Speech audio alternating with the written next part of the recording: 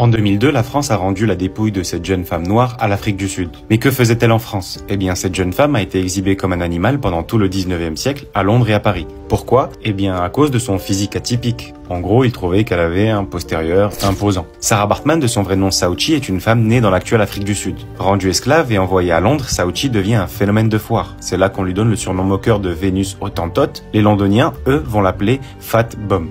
Avec le temps, le public anglais commence à se lasser de ce spectacle pitoyable. La jeune femme fait alors une dépression et sombre dans l'alcoolisme. Elle sera envoyée en France en 1814 et sera exposée de nouveau à côté d'animaux exotiques. Certains paient jusqu'à 3 francs pour toucher son postérieur. Elle meurt 6 mois plus tard, mais ses parties génitales sont alors conservées dans du formol.